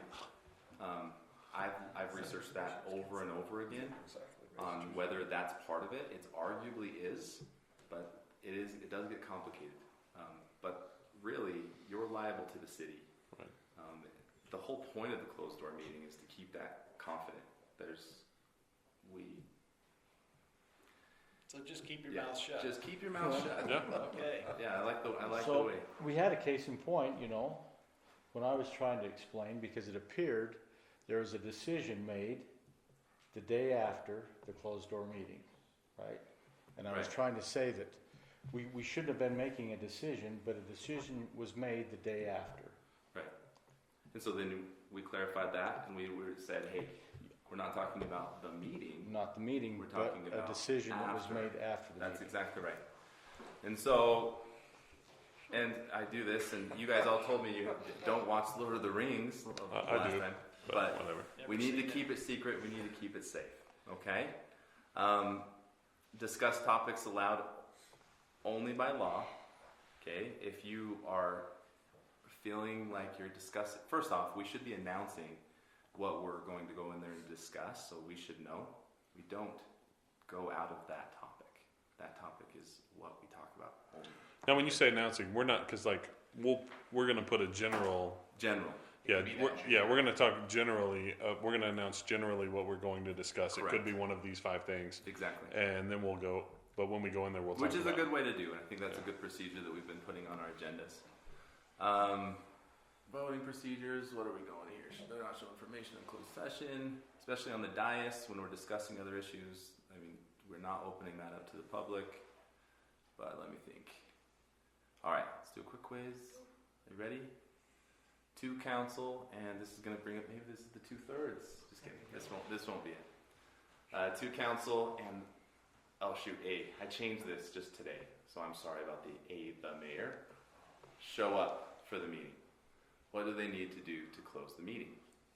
trick question, they can't, right? They can. They can. Okay, you have to have a quorum. All right. Okay, I think we're in the closed What? meeting. You rolling your eyes, Malcolm? No, I'm just- lost. I don't follow that stuff, but I thought the mayor would constitute, 3 of them would constitute. How many do you have to have for majority? For a quorum, there has to be 3, Council Excluding members. council. 3 excluding the mayor. Doesn't count me. Mayor doesn't count at that situation. You did, Phil. I only have 2 questions. So I have a question on that then. Go ahead. So currently, because of the Open Meetings Act, say me and the mayor and Larry are driving to St. George. Mhm. We're not in a quorum. We can discuss whatever we want. It's legally, it's not a quorum. It's questionable. It's something maybe we shouldn't We be doing don't, for we don't trans- like it. We don't encourage it, Yeah, we don't like it. but it's not a quorum, so it's Because not a. it looks, the public can see it, but A deci- legally, if we're just looking at code and you're asking me, Yeah. is that against the law? No. Yeah, so that was the thing that I think Godfrey kind of clarified. Like it's because there were some cities that do retreats together, Mm-hmm. and he was explaining like, well, yeah, you go on a retreat, you're technically a quorum, but don't discuss city business, Oh yeah, yeah. and just making a point you don't do that. And because people were like, well, how can we? Well, there's a definition of meeting too. Yeah. So that would change and Okay. impact that analysis. Right. So But yeah, if that you're was just kind of talking about your family, all Right. of you together right now. yeah. I mean, not right now. Outside. Yeah. That's not a public meeting issue. Yeah, because there were some cities that were saying they have like group chats or something, and he was like, I wouldn't advise that because what if it's really quickly that would turn into Right. a meeting if somebody brought something up. And I would not. I would advise against that. Yeah. Yeah. Okay. Fair. All right, next question. We're in the closed door meeting. We've got all the quorum there. Look, the entire 9 are there. Wow. I think that then someone starts discussing, I think that policy is outdated and we should do this instead. We start discussing policy. So No. it's a misdemeanor. We just can't do it. I know it's hard. It's hard while we're in there. And it goes fast because we start discussing things and then things move to another thing. It goes fast. We can't do it. We can only talk about those topics. Okay, that's it. Cannot discuss all topics, blah, blah, blah. There we go. That's all. That basic. Travis, you would actually qualify in that picture. True. Obviously, I'm here. So if you have questions about this, I can research this in advance. I can look at it and get back to you. If you think you're going to do this, please reach out to me. That's all. So in those closed door meetings, is that only council in there? Can they have staff in there? Like who? Yeah, that should only be council. And I mean, staff the recorder. and the recorder. And the city recorder, yeah, which Right. makes sense. Depends. I mean, if there's conversation, there's cities that'll bring in different staff depending on what's necessary. So if there's, say, land that needs to be purchased and we want a discussion with Malcolm in there, it'd be smart to have Malcolm in there with us to draw that out. So.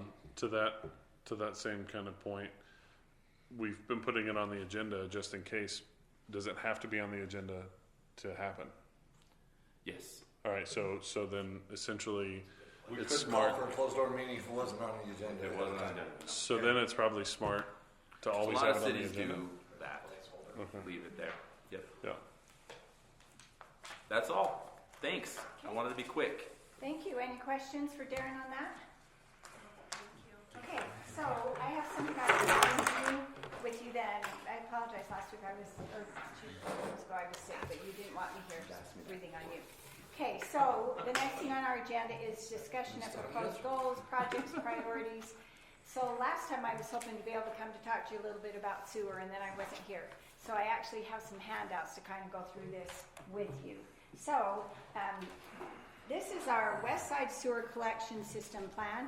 This was done August of 2022. So this isn't new.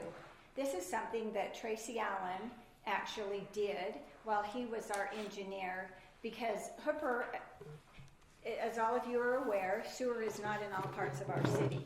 And so they actually did this plan saying that, okay, Hooper, even though it's not in all parts, you really need to plan for some time when it would be.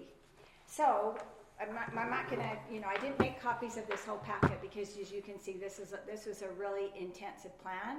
But if ever any of you want to come and look at this, you are welcome to. So this plan now is 3.5, almost 4 years old. Okay, so why this started coming up, and this one page here, so these are just some things I wanted to go through with you, and so I did make you copies of this. So you can, so that is the first page here. So when Tracy first did this, he said, okay, these are the different districts that we would need to have, and he separated it out. And as you can see, there are 7 different areas that he had in order, for us to carry out this sewer plan. That was, there might be an extra, Travis, I can't remember if there was or not. Anyway, these are the areas where there would be, and he actually divided these into groups, saying that even though we don't have sewer there now, sometime Hooper should be planning towards having sewer. Okay, so then the next page, so you can pass these out. So what went along with that then is Tracy said, okay, this is how many lift stations we're going to have in order to have sewer in this west end of Hooper. So that's what this next one shows. So he took those areas, and if you go through and see, there are 7 different lift stations. And at that time, it was if all of these then end up somehow we're able to connect them into our current vacuum system. Okay? Do I, Good, I can see. okay, so that's what it is. So, as we are planning for future growth in Hooper or whatever, as I said, this was done almost 4 years ago. So our city engineer at one of our staff meetings, so again, now I'm gonna pass this one out to you, so pass. And pass again, those around. that was the intent of never expanding the vacuum system, right? The reason this was put in place, because back then, there was a decision made not to expand the vacuum system because it wouldn't work. So what this was is these lift stations would feed into those vacuum, into the low. So you have the low one, you have the north one. These would have eventually done that, but I'll finish explaining this and then we'll talk about that. So our engineer came to a city staff meeting one time and said, okay, I thought of this plan that could probably be feasible. So currently in the Davis County Hooper that has now been annexed into West Point. So if you look at this map now, and he brought this and said he thought that there was a way that we could actually gravity feed so much of Hooper, and it would, so if you compare this to the maps, and this had like the 7, he said he was sure everything south of 5500 south could gravity feed and go into the North Davis sewer plant. I'm sure it can. And, you know, from talking with Jared, and so back to Del, what you were saying, we don't want any more going into our vacuum system. Yeah. From now on, anything we do as a city, we want it to be gravity fed. And anything that we do with these that goes into those stations ultimately then gets fed into those gravity into our vacuum stations. We don't want to do that if we can avoid it. And so with this plan, then it's like he said, he thought we could probably eliminate 5 of those lift stations because we could gravity fed. And you see on one of your, on this, you see this little yellow house down here? Yeah. Okay, so that is, The pump. that's the pump That's the pump station. down Cook that- Valley, yeah. Yes, that West Point has. And West Point was able to get funding from the state to do this, but they ran out of money to do their last, and it's this one that's here, in order to complete that. Do So you know how what- much that was? How much funding that was? I was told it was like 79 million. Does that sound right I from have the no state? idea. I won't even dare give I it will an tell you that amount. when we talked to Stephanie that day, she told us it was like 4 million or something that they were looking for. Oh, not for this one, no. Taylor Stauffer told me Oh, are you that talking this about lift this station one? is 6 Yeah. million. They're 6 Yeah. million short to finish this Yeah. lift station. The one that Davis County is now starting to Just install the and lift ran to station. pipe. I thought you meant the whole entire sewer project. I don't know that. Yeah, this one is 6 million. Yeah, Stephanie, see, when we talked to her, she told us 4, I'm pretty sure that day, that they were short of 4 million to put just the lift station in. 6 months ago, too. Yeah, and that's a long time ago, Yeah. so it could obviously be, yes. So, this seems like a really good, efficient plan. And from talking to Jared, like I said, anything that Hooper can do so we're no longer using our vacuum system, anything that we could do that would be gravity fed really is the best thing that we could really do. So, as I think was brought up, then again, I apologize, I wasn't here, there is a grant that we can apply for, that Taylor would apply for $5 million. And he said they've had really good success applying with these grants. So if they do that, then, you know, certainly we have our portion, which he said would probably be $1 million, but we could go to the county, probably to West Point, and then we would go in on this lift station that would enable us then. I mean, there's a lot of ifs with all of this. And one thing you need to understand about grants, so we're planning ahead. If you get the money and we decide not to do it, then you don't have to accept the money. If we get the money and we don't have our portion, again, we don't have to accept it. But you can't even have the conversation if we don't start to plan. Like, planning's the first piece of the conversation, and if we don't have anything at all to bring to the table, that conversation is probably not going to happen. So this grant, it doesn't open until the first part of March. There would be some letters of recommendation, which we're pretty certain. So we can get today. So I've had 2 meetings today in Salt Lake. One at 8 o'clock, came home, another meeting back at 1:30, and it's all of the legislative bills that they're going over this year. There's over 950 bills which they're trying to review. One of the bills they have talked about is they want the state to provide funding for infrastructure, and they asked, is there any cities out there that have any kind of planning that they could use some help with their infrastructure? If you do, let us know. So I heard him talk to him and said, we do, because we have a regional lift station that needs to go in up in East Hooper. If we're ever going to allow any kind of building at all because of the nitrates and you're already familiar with this, we have the highest nitrate level in all of Weaver County.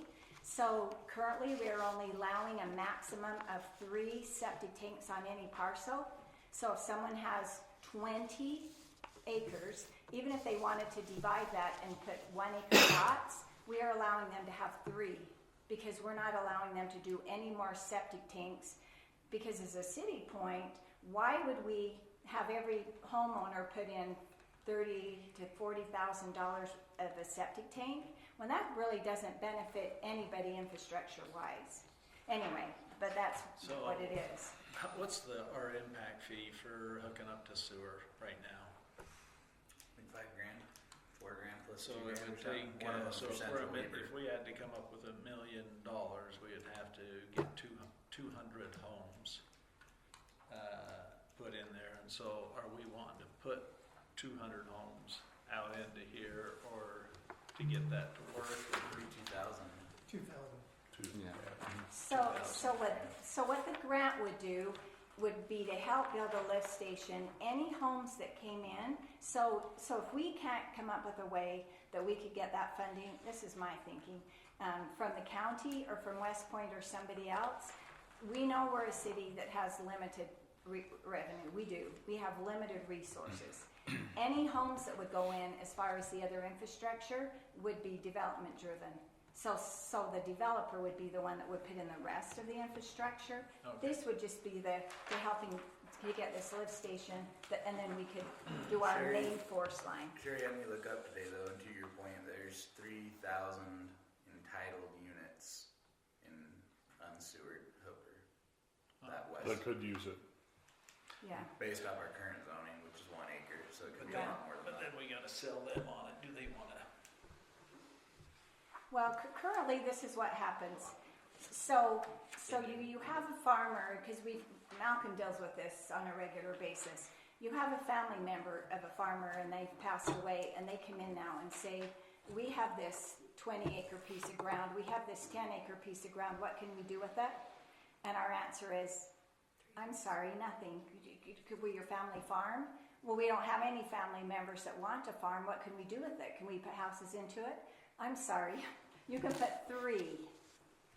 And if we don't ever plan, and that's not saying if we do this that West Hooper instantly is going to be built out, but if we don't plan for something like this, whenever are we going to? Because like I mentioned, this plan that they did now is almost 4 years old, and we have done we've done no planning at all of what we're going to do with this at all. And so, like I mentioned, we are pretty solid that we don't want to have any more other than infill. Like Jared said, if you have houses that are in the middle of where our vacuum system already is, of course they're going to hook into that vacuum system because they're already there. We don't want any new large subdivisions coming and wanting to hook into our vacuum system. It doesn't. We have too many expenses to even do Define that. large. What's large? subdivisions. Well, even if it was 20 homes. So we have 20 going in right by the church. Yeah, but they are already in that infill of Right. where it is. Yeah, they're Yeah. inside of the. Yeah, they're already in, they're not in any of this. So we don't want any additional ones coming in that infield, is that what you said? So, No, inside so that. it's a- inside the is infill, acceptable, we would but allow not them. outside of that. Yeah, Well, we wouldn't allow that anyway, right? Because of the sewer Yeah, constraints. are you talking about this area, or you're talking about next to the church? I'm lost, Ryan, what area are you So talking you just about? said we don't want to allow any larger subdivisions in the city. To hook to the, if To hook to our if they're sewer not system. already in the, if they're not in this Already area. zoned. Yeah. We call them a zone.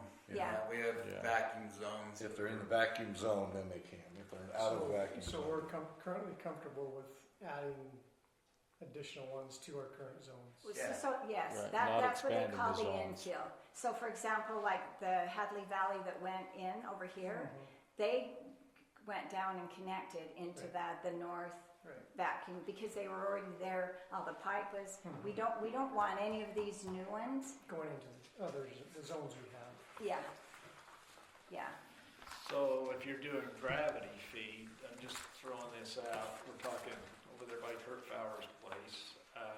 He told me it's by Connie Robinson's. Oh, They're- Just- they're- just- Same, just same a- road, just further Yeah. west. It's a half a mile east of the Howard Slough Road. Yeah. Maybe not Yes. even half mile, quarter mile east of the Howard Slough Yeah. Road. So It's let's on- say, It's- yeah, and they've infected this whole the area piece of for years. property across from the cemetery doesn't They're not have sewer. There's The- one. So they would have to They haven't started the pump station. get permits to They've already bought the put land in from Kurt. 100 homes, whatever. There's a lot of That'd be a lot open more. space over there. So they would have to run the sewer all the way over to Connie Robinson's or But they had to Kurt have- Fowler's, whoever. Because he was the low spot. Is that right? So- And so be you see, they- responsible for that? So it would be, yes, I mean, we would have the pump station that we would hook into, but the developer would be responsible for hooking in, they call it a force main, if it's gravity fed, yeah, but it wouldn't be us, it would end up being, it would be developer driven. Right. And then he could put in there a clause if anybody else taps into it, then Yes. they owe him some money Yes. back. Mhm. But he'd have to come up, the city wouldn't be liable for having to come up with anything. What we've done in the past with sewer, all the infrastructure has always been developer driven, and that's what it is. You know, they come in and they're the ones that pay for it. But somewhere in the city, I feel like we need to at least be planning, because so far we've just said, okay, well, you know, thank you, you did this whole plan for us, but let's shelf it and let it get dust, because we're never going to do it. So let's make a decision right now. No, we can't. We are not making a decision. Malcolm? You have show and tell? This is his artwork. Sorry, that's Brad, our sewer. I That's like it. that's our existing sewer. You should help visualize. It's kind of, I don't get it, but when I see it, it helps. So anyone in those zones has sewer. Anything that's white doesn't have sewer. So you can see West Hooper doesn't. We have a couple of awkward spots, right? Nothing here, nothing here. These are our zones. If they can infill these, they're built for what we need, so we can vacuum all these. But this is out of luck. So- out of luck. That's right, we can't make a decision. So we just need to put this on the agenda. to Yeah, well, discuss. you know, Is that according to code, the mayor is allowed to say, okay, we're going to apply for a grant. What I'm not allowed to do is obligate the city to any money. Okay.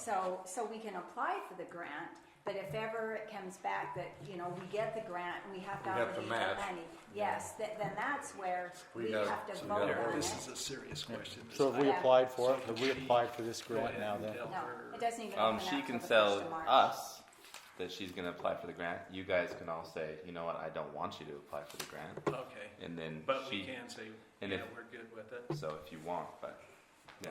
Yeah, So I guess my concern is West Point's put in all this money, right? They put in all this piping, they got all this money from the state supposedly. I mean, I know where the money came from. It was not the state. Your pocket. No, it was from the feds. Anyway, For sure. they've invested a lot of money, West Point City. I mean, they've annexed all this property now. You know, they've done all this work, and now they're at a end, so to speak, at the pump house, and all of a sudden they need somebody to help them. I mean, one way or the other, West Point's gonna finish this with or without our help. And I don't know if us giving them our money is a good idea, because they've already dumped all this money into it. Let them finish it, you know? Let them finish their infrastructure, and then let us buy into it when we see, you know, what they've done with it. If we got Well, that are we, grant, I've got a question with that. Are we buying into that, or you're talking building a separate lift station, right? West Point did separate not come to us and say, will you join with That's us? a separate lift station? It's a separate lift station that has not been built. Where would it go? So that's what Ray was talking about. It's So down it's by the yellow Harley one that's on the Robinson. map. Yes. So where's the one that West Point's building?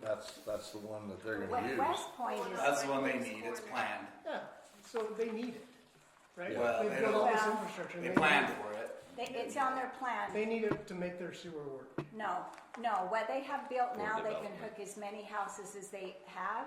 This was an additional one that they ran out of funding, so they didn't do. Probably the same with Hooper. We ran out of funding, so we didn't do this. Doesn't mean that all of this doesn't work. Certainly all of Take this all this up works. here and still gravity Yeah. feed it. So they're Yeah. gravity feeding everything that they've put in just recently. Yeah, there's a Yes. trunk line that goes across here, Clear out the. and that'll Davis feed to County. it. This Yes. is gonna be taking care of all this area down here Yes. in Davis County. Basically, Kirk Fowler's is 1,000 acres. But of they've farm already land. bought the property for the lift station. They've already bought. So They're- they're already What if planning they to finish build. that lift station, but then we wanted to go, hey, what kind of obligations does the city have to another city? They don't have to let us.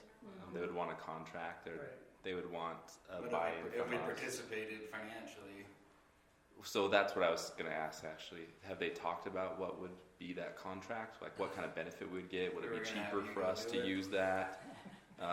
Those kind of things would be part of the contract, right? Yeah. It'd be if we're going to help you We here, haven't approached you're going to West help Point. us And they haven't approached us. with that. Yeah. Okay. So we don't even know if West Point would let us do this. No, Exactly. no. So I have a question on that then. Say it all works well and West Point says, yeah, we're not going to finish it. We don't need it. You can have it, whatever. You can take it over. What does $1 million buy us? What is the value of us putting $1 million into this? Because I know it's for the potential use down the road, but there's no immediate benefit to the city yet. Is there, like, other than it gives access for a potential to maybe happen? I suppose, and I wouldn't even dare guess, but I suppose, because I can think of a few, and Malcolm's probably had more than that. I bet there's at least 5 to 10 people in West Hooper that have already approached the city and said, so that's what it is. Is then when somebody comes in, then instead of Malcolm just saying, sorry, beg one of your grandkids to farm, because that's what the only thing you can do with your land, we could say, well, no, we have a future plan. We haven't done it yet, but we're in the works to do a future plan when sometime there could be sewer there. And there's some residents in West Hooper that their septic tanks already aren't working that great and would jump on this. Some people aren't going to, because the same thing happened with this. When we did this, we have quite a few residents currently in our city that are paying for sewer every month and do not have sewer. We also have pockets in Hooper, like down Ray's Road, that doesn't have sewer. Across from Country View Elementary doesn't have sewer, where Elliot Christensen owns that piece of property that's across from Holiday does not have sewer. So we do have sewer needs in our city that we're not taking care of, even with all of this that needs to be. And some of those Well, could, to that point, Sherry, you've got the packet today, that one, there's an east side sewer plan that she just described, and I don't know how the grant money would work out, but if you have that money and you could use it in here, then you could maybe avoid a PID, right? Not that you want to, but instead of having, maybe the sewer's there. So now That's instead smart. of Terrace trying to Yeah. say, oh, we need the money to Yeah. build your sewer Yeah. for your PID, well, we already built that, so you just, tie in and we're not doing all Yeah, that. that's more attractive. In my mind, I guess what I'm hearing is like, this sounds like a maybe. You know what I mean? Like, it's like we're gonna apply for a grant, and like you said, we're not obligated unless we get it. I know we're not deciding to do that, but the potential is there to apply for this grant, to build a lift station that might help people out who want to future develop. But that makes more sense to me that we would use a grant that would help improve where we know it would already benefit citizens or people where they're at. But then I guess the other thing is just the reality of like, we're kind of putting the cart before the horse if we haven't even talked to West Point, because they might just say, no, we're not interested, right? Well, and that's why I wanted to talk to you and see if there was interest here. If there is, we will meet with West Okay. Point, we will get more information, That we find out exactly. But again, in full transparency, I want you to all be aware of, and I've tried to always do that. Anything that we've applied for, so you know what we are doing, so. How much time do you have on that grant? When So, does it have so to? it has to be done the 1st of March. We are going to get some letters of recommendation, so that always takes a little bit of time. I know that tonight, the league is actually meeting with some legislators because we are one of these candidates when they talk about, hey, the state needs to help with infrastructure. We are one of those candidates because, as Malcolm said, we have over 3,000 1-acre entitled lots that we already listed on our moderate income housing plan that don't have sewer. So we're ones then that the state, and you're right, Ryan, so it is federal money, part of it too is federal money, which okay, let's be realistic here, what pocket does it come out of? It's still our taxpayer money, It was but ARPA money. but why not ARPA money now is gone. It is, but Yeah. they got a bunch of it. Yeah, but so do we want that money in the pocket to help Hooper? Or do we want that money in the pocket to help someone else? Someone is going to get the money to help, so why not have it be us? Why not have us have planned far enough ahead that we're forward thinking enough to say, hey, okay, well maybe in 5 years we would need that. But you wait till 5 years and all of a sudden then we're, Or there may not be the money. there may not be the money. How long can we hold the grant money before we would have to actually use it? Usually there's an amount that you have a while. Even like the money we've received on 5500. Define a while. A couple of years, Several years, possibly? yeah. Because even with the ramp grants, a major grant, you have 2 years. You can apply for an extension, which we have done. And the 5500 project money, when they give that to us, they'll say, okay, you've been awarded this, but it is for the fiscal year. And usually it's a few years out. But I'm not that familiar with this just grant. curious. So I just want, again, to clarify, are you talking about applying for grant money for a different lift station or to help with this West Point lift station? See, I think, this conversation, it seems like we're kind of going back and forth. So this lift station currently it- doesn't exist. Yeah, No, but West Point They started their bought the pipeline. property, but they haven't done the lift station yet, because they don't need it at it's this not point even in time. started. It seems, but they have West Point has hooked part of it already into sewer, not this They've one. laid pipe and Tons. things like that, But tons not of pipe for this. Yeah, this is a different one than the ones that they've already done. Because if you came down to the end, it turns into 4500 and that was closed for a while. Sure. The road that, I don't know what the Davis County address, by Don Fowers' house, they were Right. working on that for sewer. This is a different one. It's 45 and 2700, 2400. So this is just a proposed one that doesn't exist. Exactly, exactly. But if we could, if West, there's a lot of ifs with this, but if we don't ever even have a conversation, we have no planning. That's what, Jared was saying today. Somewhere we've got to start planning to even have a conversation. And like I said, I think we would be, in my opinion, negligent to not apply for the grant because I don't know, David, maybe we could apply it to that east.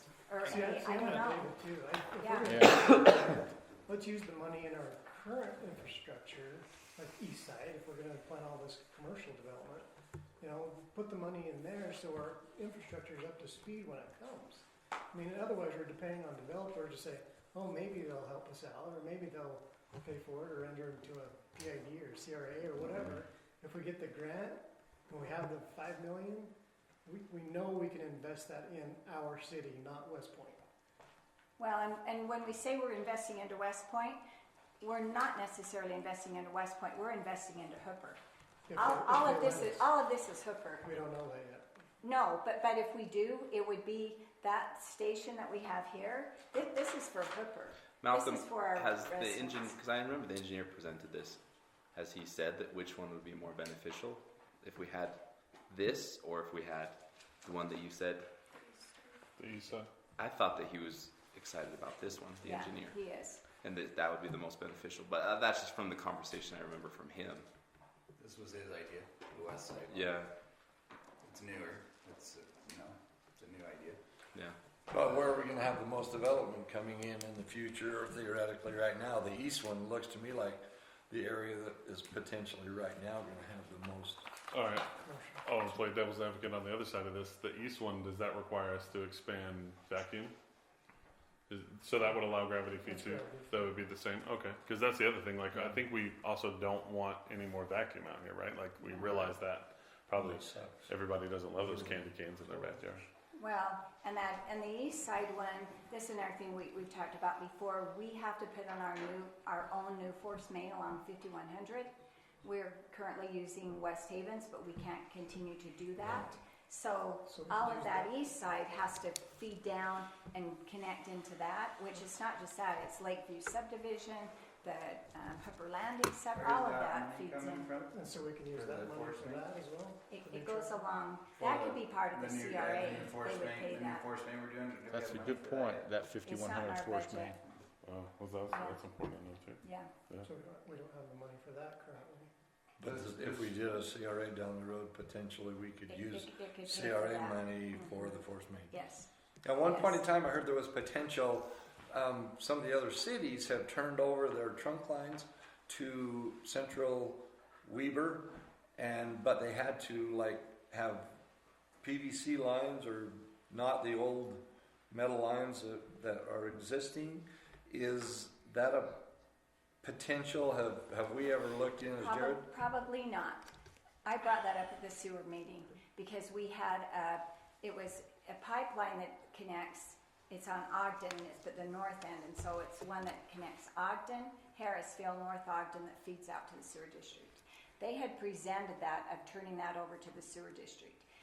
Well, some of the criteria they were talking about is it has to be owned by more than one city has to be using it, but it has to be in pristine condition. Well, I went up and talked to him and said, okay, Hooper has a line like that. It's Hooper West Haven.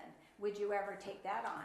Well, I don't see any near future that the sewer district is going to be willing to take on. There's probably lots out there, but they would then be liable for all of those lines. This one out here along 5100 would not even be eligible unless if it was ended up, it's not good. That's why they want us out of it, because we're deteriorating their pipe. Could you use this grant money to do that new force main and do our new lift station for Yeah, SMS? I don't know. We possibly could. I don't know. That's something I could. Could you find out if we could use that? So I know we can't make decisions, but is it No. possible that we can discuss the option of maybe potentially having somebody talk to West Point and simultaneously look and see if the Yeah. grant money works Well, across see, the and board? I asked Taylor if he could be here tonight, but he had to be in another meeting because he would explain this 1,000 times better than me. But we have presented this to the state, we've presented it to the county, and everybody said, okay, that's a genius idea. I don't know why somebody didn't think of that sooner. Anytime we can gravity feed and go to North Davis, because we go to, over to Central Weber, which we are, and we're obligated and we appreciate them, but we're pumping 100 feet up in the air. This would be gravity fed, but that's certainly something we could find out in the meantime. But like I said, we have to know by the 1st of March. And again, we're not voting on anything tonight, but I just wanted to present this to you, that if we do apply, if we do get the money, then it would have to come back to a council to approve to ever accept. Because if we had a portion. And if it doesn't that we work had to out, we just turn it in. Yeah. Can we, It's kind of a no-brainer. can we Yeah. ask? Well, if it doesn't work Yeah. out, Can we we ask? use it on our east side. He said we can't do it, but if the mayor tells us that she would like to, then we can say yes. Okay, because my question is like, because you said we That were was going a to try to hint. get the lawyer That was a hint. okay, Yeah, to do it for us. The mayor can apply for I the was just grant. joking. I'm yeah, all right. yeah. But I don't know who According would to be- the code, it'd the probably be mayor an can engineer. apply Taylor for would be the grants, best but person to go I with can't what's going on. obligate you to money. So Mayor, I think you were sick when I asked this question. I can't remember if I asked it to you or not. But where that's in Davis County or in Weber County, so let's say all that goes through and we start shipping downhill from Davis County. Because On it's so my shitty. property taxes, I paid a Weber district. What happens to those homes that are feeding into Davis. Are the counties gonna buy off on that? Cause they're gonna give up, Davis County would be giving up tax revenue. So what happens with that is you have to annex, in order for your taxes to pay, you have to be annexed into that sewer district. Right. So everybody up on that map that he had, they end up paying. But if you're in a separate one, then you end up, yeah. So we would be annexed into the different district, is what it is. So only those people that are annexed into the North Davis would pay that to North Davis. And if you're not annexed into Central Weaver, then you can't. The reason why we have some residents that are paying to Central Weaver is because they were annexed in, and they just chose not to hook up to sewer. And they chose to pay the impact fee, and they've been paying. That was something that came up at the sewer district too. One of the mayors came and said, hey, they need a credit. And then several of us mayors raised our hands and said, wait a minute, we have residents that are doing that too, that have been paying now for 19 years for something that they've never ever hooked into. Okay. So, yeah. Okay, you can probably tell. I think it's something we should plan. Like with this section we were talking about, proposed goal project priorities. Because some interesting things as we've been going through all these bills, and I just wanted to, real quick, so I don't want to take up too much time, but some of the main things they've done with the bills is they're saying the biggest concerns they see in Utah is cost of living and the cost of housing. So there's several bills they are proposing this time. One of them is to decrease the gas tax, which would be great because everybody would say, wow, we'll pay less. So they call it I wrote it down. I have too many notes. I thought they threw that out because I had a whole through fit. No, it's still, so it's a cash per gallon. So it would go down 6 cents for a temporary period of time. With that, you say, oh, that's only 6 cents. Does that make that big of a difference? Yeah, UDOT just lost $68 million worth of funding. And then they said, well, what does that happen to our B&C road tax? Because that's how we fix our roads is we get the B&C, which comes from the gas. But part of the bill that they put in is said they would make sure that the city still would get their same amount. Okay, so I'm there going through, so, this was for another budget meeting. But this is what you have to consider with the city. In order for city, you either cut services, which we can look at that when we start with budget. I don't know what services we could cut. We raise property taxes, we increase revenue, and that's usually through commercial. That's the only way cities can end up having more money. So when they're talking about these bills, okay, we're going to cut this. Well, okay, we don't want any of our B&C road funds cut. Then the next thing they talk about is property tax. One of the bills is they're trying to put a limit on how much a city could increase property tax, and one of those says 5%. Well, the average home here in Hooper that pays about $100 a year property tax to Hooper. So if we can only increase it ever 5%, okay, then I'm going to be paying $105. That $5 isn't going to be enough to probably catch Hooper up to where we need to be. So I think we need to plan. That's my whole point with this. Because one of these times they are going to pass a bill and say, look, cities, you can't increase property tax by more than this. Well, we're already so far in the hole with our property tax compared to what it should be, that if we could only increase ours at 5% increments every year, it's going to take a long time before us even break even, before we would ever start to get caught up. Then if they pass a bill and say, okay, we're cutting B&C road funds. Anyway, again, my point is, when we talk about budget, these are some serious things we need to start to look at. That what are we going to do then to provide? And again, it's planning, anyway. But it's not only taxes, it's commercial growth. Right? It's commercial growth. Because that's the other thing is like, well, okay, we're in the hole with the taxes. Maybe we're prohibited from increasing taxes too much, but we could look at, like we just talked about with our economic policy, what are some ways we incentivize commercial growth that falls within the parameters that allow us to stay within that policy that, if we agree on that policy. Yeah. That says these are businesses that fit Hooper, these are businesses that allow us to maintain our rural feel, but they bring revenue into our city. Because that's the other lever we have, is commercial growth. Yeah, that was the other third one. We have to increase revenue. So, okay, anyway. Sorry, that was a lot. So where are we at? basically, are we just waiting to Well, decide if we can't make any decisions Yeah. here, so. Yeah, and I can get more information. You know, I think they'll probably report back to me. They were meeting tonight about the state helping with some infrastructure costs. I can get more information from Taylor. He might even be able to come. But again, we don't have another meeting before the grant has to be applied for.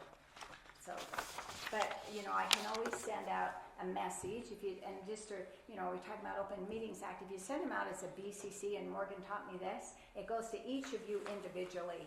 So then we're not breaking the Open Meetings Act, because then the only one that gets that, it will be to, and if Larry responds, it's only me and Larry, or if, you know, David or Ryan or, you know, whatever, but I can still be on a gathering, but yeah, we have to decide here pretty quick if we're fine. Okay.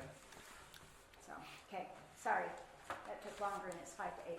Okay, other things, sorry, Larry, you was the one that we one time talked about these, you know, proposed goals, projects, and priorities. And, I have one thing just from the Emergency Preparedness oh, Committee. yes, yes. So the Emergency Preparedness Committee is doing some really amazing, great work. Matter of fact, the plan that they put in place for our plan for emergency preparedness is being a model plan for other cities, even larger cities that have looked at our plan and said, wow, you guys are way further along than what we are. The issue is they brought it to the council and they asked for feedback. Remember, Dave presented and asked for feedback. He hasn't gotten really any feedback from anyone. So his question is, does that mean everybody's good with it because no one gave any feedback? I was pretty sure I responded to it. Maybe one or two, yeah, but he Okay. essentially their thought is, we want to move forward with our plan, but we haven't heard back, and we'd like to know if the city wants it. So I know we can't make any decisions here, but if no one has any other feedback, just know that, you know, my plan is the council sponsor of that or whatever is to let them know just to kind of move on forward. So I just want to make you guys aware that that's my plan, to tell them if no one has any additional feedback they want to give, to just let them move forward. That being said, they were given a budget, and they need to retrofit the inside of the trailer, and so they plan to spend it. I did get some confirmation. There was some miscommunication apparently in the last meeting where David understood that anything under $5,000 didn't require our sign off. And he's like, yeah, in the meeting it's recorded anything under $5,000 doesn't require sign off. So we're just going to go set up this trailer. And I got some, feedback today that was like, that's not necessarily true. He still needs to get approval. The mayor can spend anything under $5,000, but he's not the mayor. And so I got to let him know, like, he still needs to get a PO with Morgan. He still needs to get approval before they put anything in that trailer, but they want to get that trailer retrofitted. They want to put it in the parade. They want to have their, the emergency fair that they're going to have. Additionally, the city, as part of our plan, should have a base station so that we can use a ham radio in the event that communications go down. The issue is that the ham radio, I guess we have or whatever, doesn't really reach anywhere. They need to put an antenna on top of the building. So they are looking to allocate about $500 to get an antenna put up. The guy from the county, Scott Willis, is going to come and install it for us if that's something that we want that would allow us to be a base out here. One of the things they talked about that I thought was really interesting is Hooper is a liquefaction zone for earthquake, which means that we would, if your house were to go into a liquefaction zone during an earthquake, it's not the earthquake insurance that would actually cover you. It's flood insurance because it's now considered liquid. And so that's something a lot of people may not be prepared for. And how do we handle that if things start rocking and we turn into the floor is lava, right? So just being aware that they're putting wonderful things in place to help us out for these emergency preparedness situations, but they just need a little bit of our support. So I'm there. I'm showing up. I'm supporting them. But if anyone has any feedback on the plan, please get it to them. Otherwise, I'm going to have them move forward. And then they're going to work with us on getting in the city newsletter more often. So they're going to talk to Morgan about specifically what they're looking to do. And they're excited to let people start looking in the trailer and play around with that and do all of that. Our last meeting, we talked about a 72-hour bug out bag for people, what happens in that 72 hours. And there are things I don't have included for my preparedness, so it was eye-opening for me. But a lot of good work's being done. There was about 10 folks who attended, which was up from the last one I attended. It was only like 3 or 4 people. So they're getting good participation, and some of these folks are like die-hard preppers. So it's pretty cool. We got the right people in place. But yeah, that's all I've got. Okay, that sounds good. So if you have anything, please get it to Dave. I know Ray, you made some suggestions at that meeting about the ditches, you know, the canals. They probably should have something. I know I sent a few corrections to Dave after the meeting. If you did, Larry, if anybody else has any, get them to him, because we'll plan on putting that then on our next agenda to approve that plan. Okay, We discussed the garbage a couple times ago with Robinsons in the county, and you said that they were gonna give us a new proposal from the county, you know. we haven't had that yet. We are meeting, I'm actually on the solid waste committee, and I just actually got a thing yesterday saying, you know, tell us when you can meet. I set up an appointment to meet with Waste Management. We signed a new contract with them last year. Robinsons actually called me today and said, well, they had grammar requested and said they thought our contract ended in August. So that's some things, you know, when Waste Management comes, that we'll make sure where our contract is there with them. We're also trying, because Cammie would like to start, she wasn't ready for tonight to start doing budget, because there's a few things we need to know: what our garbage rates, if they're going up, if our sewer rates are going up. There's a few things she wanted to get in place, and then we tentatively had thought possibly that second meeting in March to come and do budget. If we have too many things on that agenda, we may need to schedule a separate budget meeting that she can just talk about, because we do need to, in March, get going on the budget. So I haven't seen Waste Management's contract with you, but we used to be with them years ago. We went to switch, and we knew our contract was up, let's say August. Well, we went to switch the month before. Well, they showed us in the small print that you have to give them 90 days notice before your contract comes due. So yeah, so we'll look at that and make sure when they come. Yeah. So I thought he made it, when I called him to set up the appointment, he made it sound like it was a multiple year contract, but then Steve Robinson said, no, I think your contract ends in August, so we'll pull that out and we'll go through that and see. And then, you know, before we make any of those decisions, we'll bring that to council to see what we want to do with the garbage. So, yeah. Did anybody tour their facility? I know I was gonna try and go. I did. Did you go? Yeah. What were your impressions? It's really nice, and it's really clean, and it's new.